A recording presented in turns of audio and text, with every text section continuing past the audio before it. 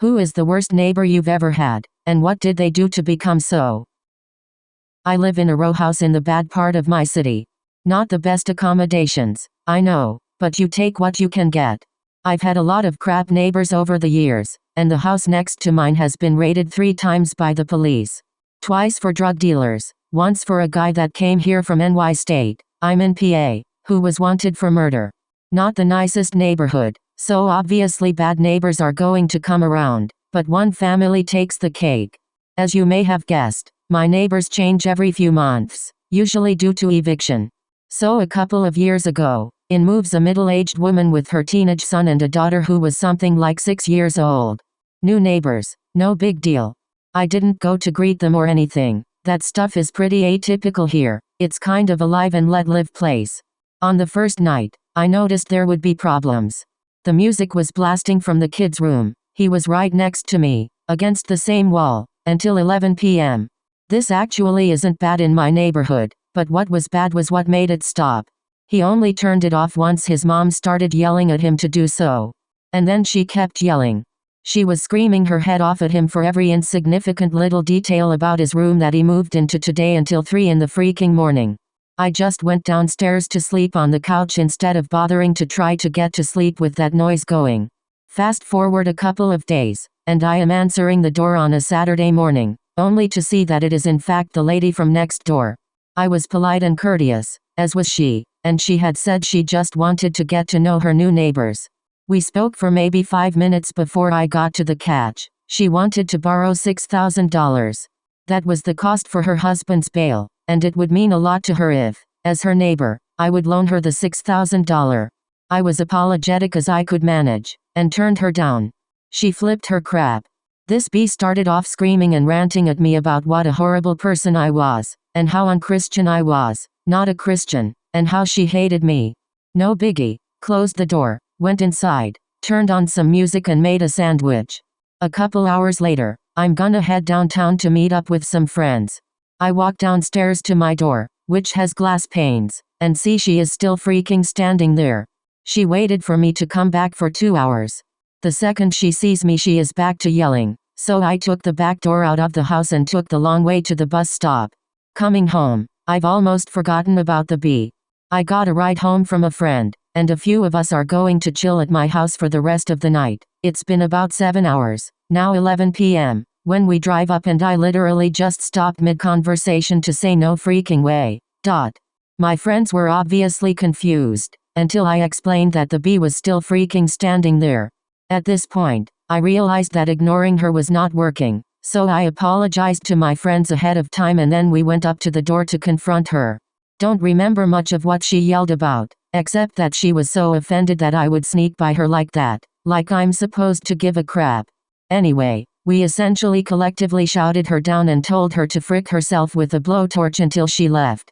As we're staying up late, shooting the crap, laughing at my crazy neighbor, and drinking, we hear her ranting at her son again all night.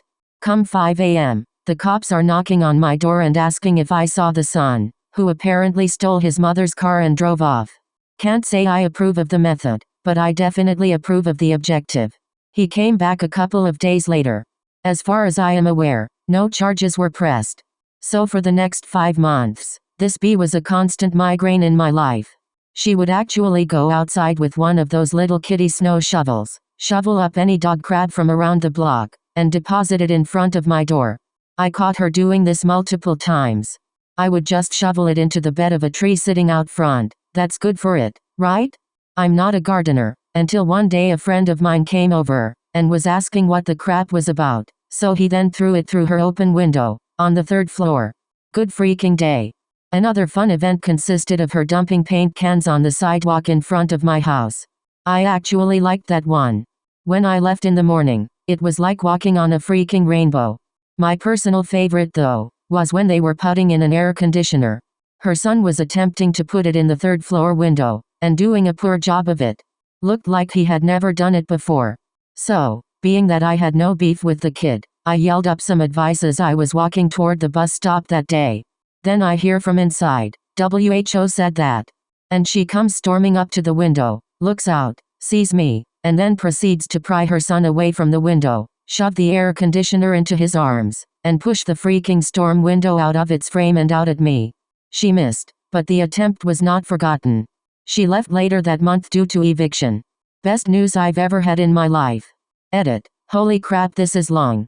Sorry I ended up venting. TLDR. Angry neighbor B tried to borrow $6,000. Kept me up at night. Waited outside my door for 9 hours to yell at me. Treated her son like crap. Dumped dog crap on my steps. Dumped paint on my sidewalk. And tried to kill me. Fun times. Howdy neighbor. Could I borrow a cup of $6,000? When my parents were moving into our house, the neighbor called the police saying they were robbing it. My cat got outside and wandered into my neighbor's yard, doing nothing except walking, and he shot her 3 times with a BB gun. She was fine.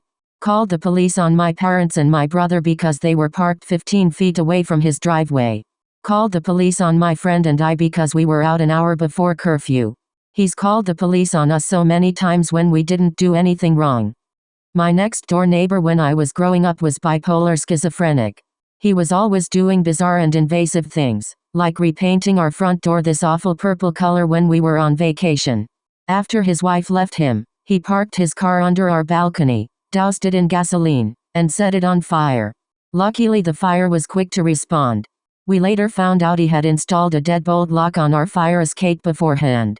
I lived behind Bob Berdella, a serial killer from Kansas City. I lived there for 5 years, talked to him daily. He was the head of the neighborhood watch, and he was also a serial killer. The day he was caught, it was because one of the young gay men he would capture, torture and kill escaped and ran down the street wearing nothing but a dog collar.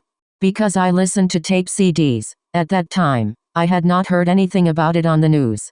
I drove home that night to a neighborhood full of cops. When I found out, I sounded just like every other serial killer neighbor. He was such a quiet and nice guy. They used excavators, backhoes and dug up his yard, tore down my fence doing so, no big deal. Eventually he was given life, died and his house was sold and demolished. It was very weird. He had a store in a flea market and during the Final Four, had 4 skulls in the window with a sign that read, Final Four. One was from a victim,